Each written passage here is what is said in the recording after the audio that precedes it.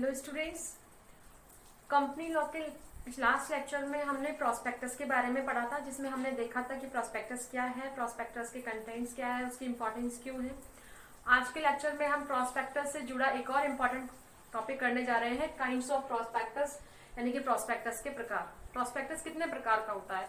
Exam में generally आप लोगों से अलग अलग क्वेश्चन पूछ लिया जाता है, लाइक कि रेड हियरिंग प्रोस्पेक्टस क्या है, सेल्फ प्रोस्पेक्टस क्या है, अब्रिज प्रोस्पेक्टस या डीम प्रोस्पेक्टस क्या होता है। ठीक है, तो इन सब के बारे में आज की क्लास में हम पढ़ेंगे। तो शुरू करते हैं। सबसे पहले हम लोग बात करेंगे रेड हियरिंग प्रोस्पेक्टस की। रेड हियरिंग प्रोस्पेक्टस क्या होता है? तो देखिए, कंपनी अधिनियम 2013 के सेक्शन 32 में रेड हियरिंग प्रोस्पेक्टस को बता रखा है कि रेड हियरिंग प्रोस्पेक्टस क्या है। इसके लिए इसको पढ़ने से पहले मैं आपको ये बताना चाहूंगी कि generally red herring prospectus issue क्यों किया जाता है। कंपनीज अपने जो भी प्रोस्पेक्टस को पब्लिक एट लार्ज में इशू करने से पहले सेबी का अप्रूवल लेती है और आरओसी के पास, अर्थात रजिस्ट्रार ऑफ कंपनीज का अप्रूवल लेती है, उसके पास भी प्रोस्पेक्टस जमा करवाया जाता है।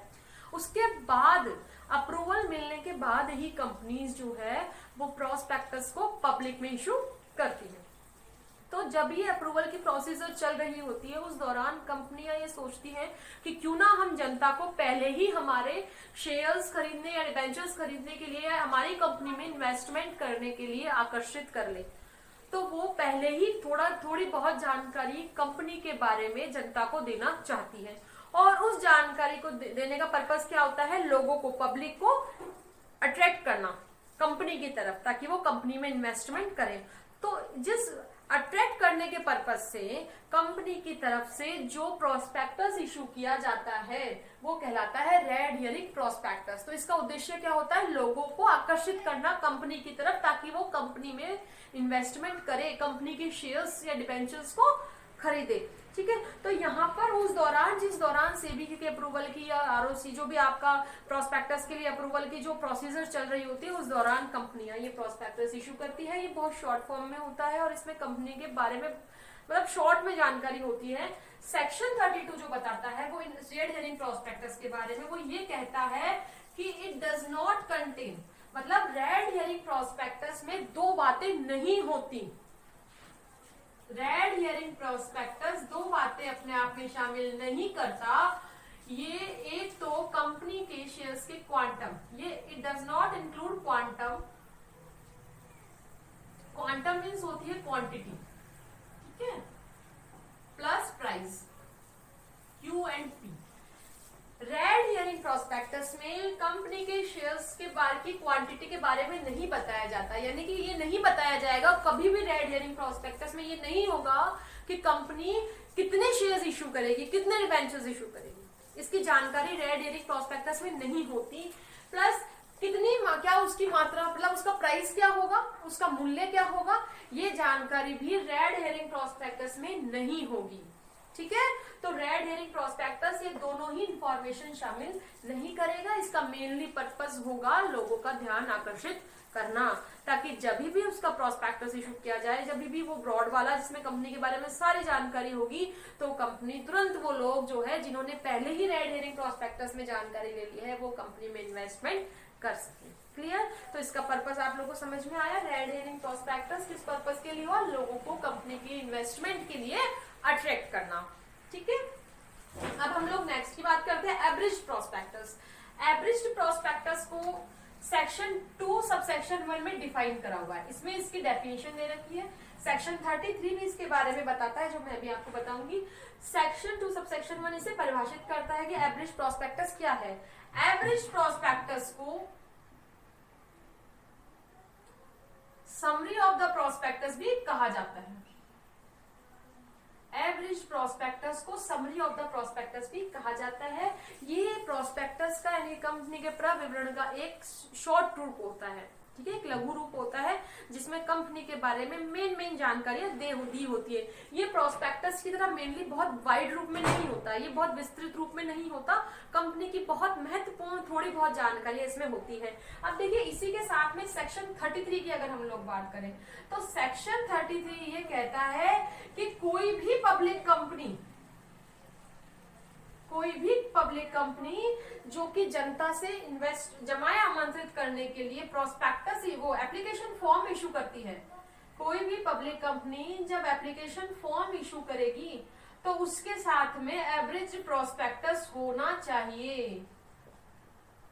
तो इसकी आवश्यकता कौन बता रहा है हमें? सेक्शन 33 एवरेज प्रोस्पेक्टस के महत्व को बता रहा है कि एवरेज सेक्शन 33 ये मस्ट कर रहा है कि पब्लिक कंपनी जब शेयर्स के लिए एप्लीकेशन फॉर्म इशू करेगी तो उस समय उस फॉर्म के साथ में एवरेज प्रोस्पेक्टस अटैच्ड होना चाहिए, ताकि जो इन्वेस्टर्स जो बड़े बड़े प्रोस्पेक्टस, क्योंकि बड़ा सा प्रोस्पेक्टस है, बहुत टाइम लगेगा उसको पढ़ने में, बहुत विस्तार से उसमें जानकारी होती है, इसलिए वो बड़ा प्रोस्पेक्टस की जगह वो इसकी एक समरी, एक लघु रूप में विवरण पढ़ सके, जिसमें कि कंपनी के बारे में मेन जानकारियां वो प्राप्त कर सके। ठीक है, तो एवरेज प्रोस्पेक्टस हो गया सेक्शन 2 सबसेक्शन 1 एंड सेक्शन 33 जो इसको मस्ट करता है, इसका एप्लीकेशन फॉर्म के साथ संलग्न होना आवश्यक है।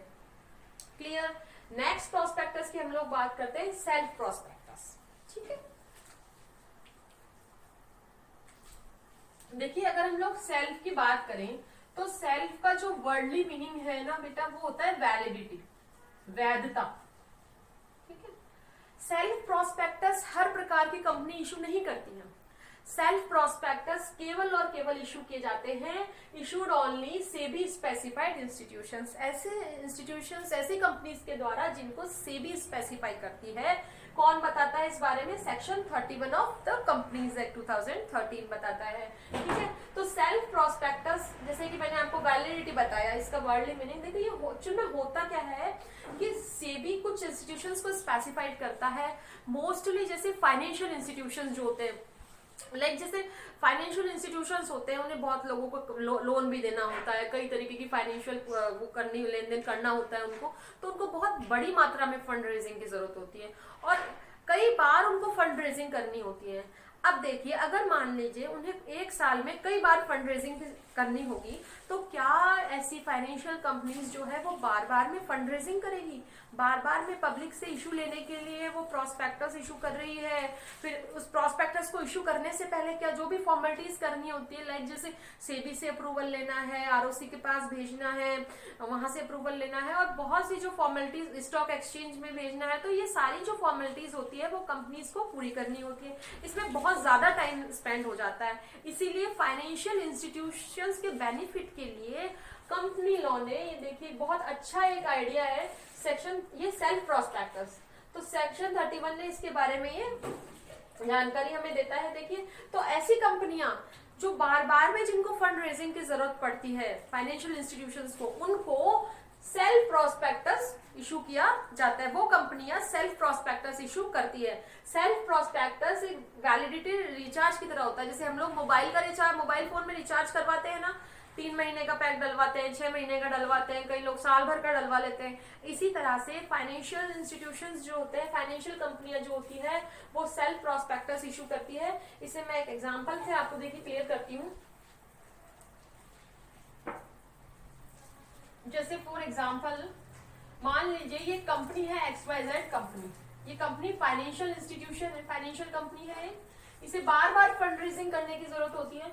तो इस कंपनी ने क्या करा, 1 जनवरी, अब बार बार फंड रेजिंग करेगी तो इसे बहुत दिक्कतें होगी, हर बार उसको अप्रूवल लेना पड़ेगा। ठीक है, तो इसलिए इसने 1 जनवरी 2020 को सेल्फ प्रोस्पेक्टस इशू कर दिया। सेल्फ प्रोस्पेक्टस की वैलिडिटी ध्यान रखिएगा, सेल्फ प्रोस्पेक्टस की जो वैलिडिटी होती है वो होती है बेटा 1 ईयर, मैक्सिमम 1 ईयर, अधिकतम 1 साल इसकी वैलिडिटी होती है।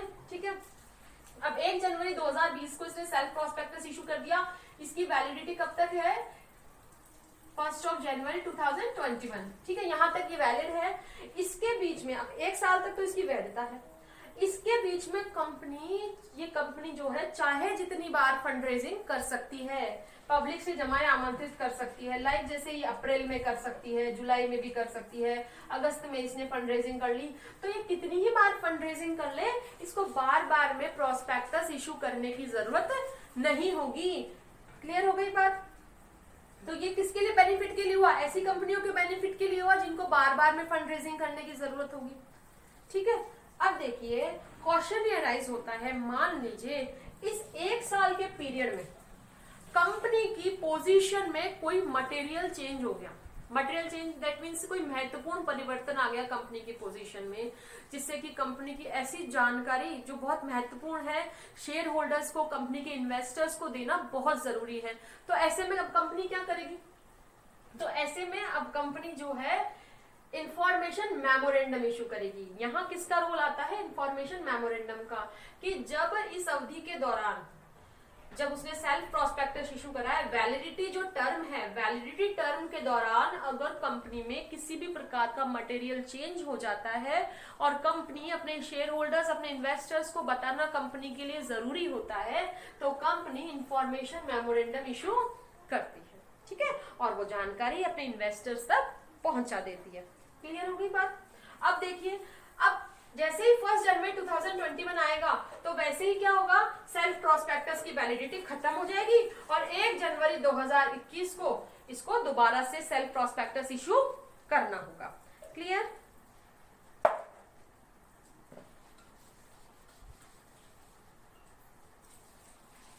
अब देखिए, अब हम लोग बात करते हैं डीम्ड प्रोस्पेक्टस की, ठीक है।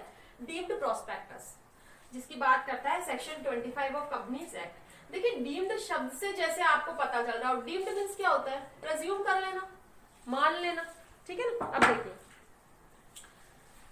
डीम्ड प्रोस्पेक्टस वो प्रोस्पेक्टस होता है, इसकी जरूरत तब पड़ती है जैसे मान लीजिए कई कंपनीज जो होती है वो जैसे सेबी के रेगुलेशंस है, कंपनी अधिनियम के जो प्रोविजंस है, इनसे बचना चाहती है, वो इन सब में नहीं फंसना चाहती रेगुलेशंस में, ठीक है ना। उनको क्या करना है, वो केवल अपने शेयर्स हमारे भाई पब्लिक में इशू हो जाए, कोई शॉर्टकट रास्ता हम अपना लें। तो वो कंपनीज, कई पब्लिक कंपनीज क्या करती है कि वो किसी दूसरी कंपनी को या किसी अंडरटेकिंग फर्म को, जिसे हम इशूइंग हाउस कहते हैं ना, तो उन इशूइंग हाउस को क्या करती है, अपने शेयर्स दे देती है कि भैया ये शेयर्स आप ले लो और अब आप ही जो है वो जनता में इनको दे देना, इशू कर देना, पब्लिक में इनको आप इशू कर देना, ठीक है। तो अब देखिए, ये हमारी कंपनी है, ये कंपनी जो है अपने सारे शेयर्स किसको दे रही है, इशूइंग हाउस को, इशूइंग हाउस को दे रही है। इशूइंग हाउस को बेटा या तो ये शेयर्स दे देती है, या तो ये शेयर्स दे देती है अपने, या फिर एग्रीमेंट करती है उनके साथ में शेयर्स देने का, दोनों में से कुछ भी कर सकती है। या तो शेयर्स गिवन कर देती है या फिर एग्रीमेंट करती है शेयर्स गिवन करने का, ठीक है। तो एक कंपनी जो इशूइंग हाउस के साथ में एग्रीमेंट कर रही है या उनको एग्रीमेंट के दौरान तुरंत शेयर दे देती है, तो इस एग्रीमेंट के बाद इशूइंग हाउस क्या करता है, ऑफर करता है पब्लिक को। किसको ऑफर करता है, पब्लिक को। क्या ऑफर करता है, इस कंपनी के शेयर्स। भाई पब्लिक, ये कंपनी तो क्या करती है, केवल इशूइंग हाउस को दे देती है शेयर्स के, अब आप हमारे शेयर्स इशू कर दीजिएगा। अब इशूइंग हाउस क्या करता है, इस कंपनी के शेयर्स को ऑफर करता है पब्लिक में, और ऑफर करेगा तो भाई उसको क्या चाहिए होगा, एक डॉक्यूमेंट चाहिए होगा। इस डॉक्यूमेंट के थ्रू ही तो वो पब्लिक को बताएगा। तो ये जो डॉक्यूमेंट जो पब्लिक में इशू किया जाता है इशूइंग हाउस के द्वारा, ये डॉक्यूमेंट क्या कहलाता है आपका, ये डॉक्यूमेंट कहलाता है डीम्ड प्रोस्पेक्टस। क्या कहलाता है, डीम्ड प्रोस्पेक्टस। कहने का मतलब क्या हुआ, कंपनी ने अपने शेयर्स किसको दे दिए, इशूइंग हाउस को। अब इशूइंग हाउस कोई एक बेटा अंडरटेकिंग फर्म भी हो सकती है, दूसरी कंपनी में हो सकती है। इशूइंग हाउस को दे दिए या फिर देने का एग्रीमेंट कर लिया। इशूइंग हाउस की क्या जिम्मेदारी हो गई, अब issuing house public at large में उस कंपनी के शेयर्स को इशू करेगी। अब इशू करेगी तो वो पब्लिक को किसके थ्रू करेगी, किसी ना किसी डॉक्यूमेंट के थ्रू तो करेगी, जानकारी तो देगी। तो जिस डॉक्यूमेंट के थ्रू वो पब्लिक में इशू किए जाएंगे वो डॉक्यूमेंट क्या कहलाएगा, डीम्ड प्रोस्पेक्टस कहलाएगा। यहां तक समझ में आई बात। अब क्वेश्चन ये राइज होता है कि ये जो डीम्ड प्रोस्पेक्टस है ये इस इशूइंग हाउस का डीम्ड प्रोस्पेक्टस माना जाएगा या कंपनी का प्रोस्पेक्टस माना जाएगा। अब देखिए बात,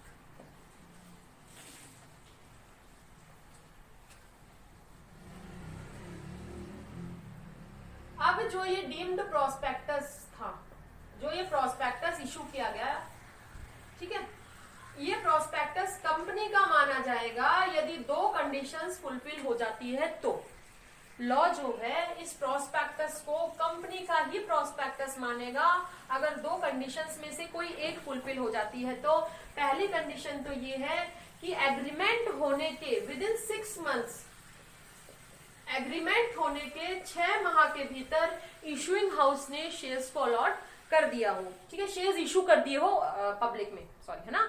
इशूइंग हाउस ने एग्रीमेंट होने के 6 महीने के भीतर जनता में शेयर्स इशू कर दिए हो, या फिर सेकंड ये होता है कि शेयर्स जो इशू किए गए अभी तक कंपनी को, जब शेयर इशू करे गए तब तक कंपनी को किसी भी प्रकार का कंसिडरेशन प्राप्त नहीं हुआ हो। किससे? इशूइंग हाउस से।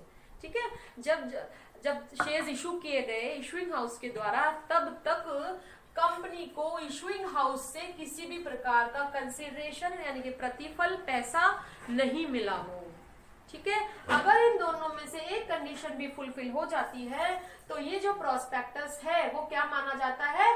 कंपनी का प्रोस्पेक्टस माना जाता है। अब देखिए यहां तक तो हम पहुंच गए कि हमने इस प्रोस्पेक्टस को किसका प्रोस्पेक्टस मान लिया?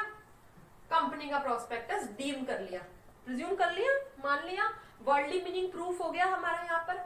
अब चूंकि ये प्रोस्पेक्टस एक शर्त पूरी होने पर कंपनी का प्रोस्पेक्टस बन चुका है, तो अब इस कंपनी पर कंपनी अधिनियम के प्रोविजंस भी लागू होंगे जो जनरल प्रोस्पेक्टस पर लागू होते हैं। कौन से? एक तो इस पर लागू हो जाएगा तुरंत ही सेक्शन 26 जो कंटेंट्स ऑफ प्रोस्पेक्टस की बात करता है। दूसरा इस पर लागू हो जाएगा miss statement of prospectus. Miss statement of prospectus से संबंधित जो सेक्शन 30 जैसे 34 है, 35 है, वो भी इस पर लागू हो जाएंगे। ठीक है, तो ये मान लिया गया जैसे ये ऐसा प्रोस्पेक्टस है जैसे तो कंपनी के द्वारा इशू किया गया है। तो कहने का मतलब है कि कंपनी एक तरफ तो बचना चाहती थी लेकिन लॉ ने उसे बचने ही नहीं दिया। ये यहाँ ये सारे प्रोविजन करके कंपनी के ऊपर क्या कर दिया? सेक्शन 26 भी अप्लाई कर दिया और मिस स्टेटमेंट के लिए जो उसकी जिम्मेदारियां अराइज होगी, अगर उसने इस मिस स्टेटमेंट किया है प्रोस्पेक्टस में किसी प्रकार का, तो जो लायबिलिटीज कंपनी की अराइज होगी वो इस कंपनी की भी अराइज होगी जिसने इशूइंग हाउस को अपने शेयर्स दिए थे। क्लियर हो गई बात? तो ये था डीम्ड प्रोस्पेक्टस। अब यहाँ एक सबसे इंपॉर्टेंट टॉपिक हमारा जो जनरली आप लोगों से पूछा जाता है, what do you mean by statement in लिeu of prospectus. ठीक है, प्रविवरण के स्थान पर कथन जिसे कहा जाता है। तो ये क्या होता है? देखिए जनरली जो पब्लिक कंपनियां प्रोस्पेक्टस इशू नहीं करती है, ठीक है, अब प्रोस्पेक्टस इशू इसलिए नहीं करती क्योंकि उनको पब्लिक से इनविटेशन, मतलब पब्लिक से किसी भी प्रकार का इशू चाहिए नहीं होता है। वो खुद ही जो है वो अपने नोन से पैसे इकट्ठे कर लेती है और इकट्ठे करने के बाद जनता से जो जमाएं आमंत्रित करने की उनको जरूरत नहीं पड़ती। तो ऐसे में उनको प्रोस्पेक्टस के स्थान पर एक स्टेटमेंट इशू करना होता है और रजिस्ट्रार के यहाँ उसको जमा करवाना होता है। तो उस स्टेटमेंट को कहा जाता है स्टेटमेंट इन लिeu ऑफ प्रोस्पेक्टस। ठीक है, प्रविवरण के स्थान पर कथन। ठीक है, देखिए a document published by the company, ये क्या होता है? एक दस्तावेज होता है जो कंपनी के द्वारा पब्लिश किया जाता है when it doesn't offer its securities for public subscription, जब वो जनता में अपने जो पब्लिक सब्सक्रिप्शन के लिए जनता को आमंत्रित नहीं करते हैं। ठीक है, जब वो जनता को अपने शेयर्स और डिबेंचर्स परचेज करने के लिए आमंत्रित नहीं करते हैं तब वो ये डॉक्यूमेंट इशू किया जाता है। Capital is raised from known sources. Capital कहां से लेती है? फिर कंपनी अपने नॉन सोर्सेज से। तो नॉन सोर्सेज क्या होते हैं? जैसे कंपनी के खुद के डायरेक्टर्स हो गए, बैंक जो बोर्ड ऑफ डायरेक्टर्स हो गए, कंपनी के एग्जिस्टिंग शेयर होल्डर्स हो गए, कंपनी के कोई फ्रेंड सर्कल जो नॉन फ्रेंड सर्कल्स है वो हो गया। ठीक है, तो उन लोगों से ही ये पैसा इकट्ठा कर लेती है, तो उससे पब्लिक से इशू लेने की जरूरत ही नहीं होती। तो इसके अलावा इट कंटेन्स सिमिलर डिटेल्स ना। अब देखिए प्रोस्पेक्टस की तरह स्टेटमेंट इन लिeu ऑफ प्रोस्पेक्टस समान जानकारी रखता है like prospectus but in brief, लेकिन सूक्ष्म रूप में। ये प्रोस्पेक्टस की तरह वाइड नहीं होता है। ठीक है, उसके समान ये भी जानकारी उपलब्ध करवाता है कंपनी के बारे में, लेकिन किस फॉर्म में? शॉर्ट फॉर्म में, ब्रीफली। ठीक है, फिर it is filed before the registrar of companies. इसको भी आरओसी के समक्ष आपको फाइल करवाना होता है। ठीक है, तो ये है स्टेटमेंट इन लिeu ऑफ प्रोस्पेक्टस के बारे में जानकारी। ये हो गया हमारा काइंड्स ऑफ प्रोस्पेक्टस, जो एग्जाम के पॉइंट ऑफ व्यू से आप लोगों के लिए काफी इंपॉर्टेंट है। ठीक है, अब हम लोग नेक्स्ट क्लास में हमारे मिस रिप्रेजेंटेशन ऑफ या जो है आपका प्रोस्पेक्टस के संबंध में, वो भी इंपॉर्टेंट टॉपिक है, उसके बारे में बात करेंगे। तब तक के लिए थैंक यू।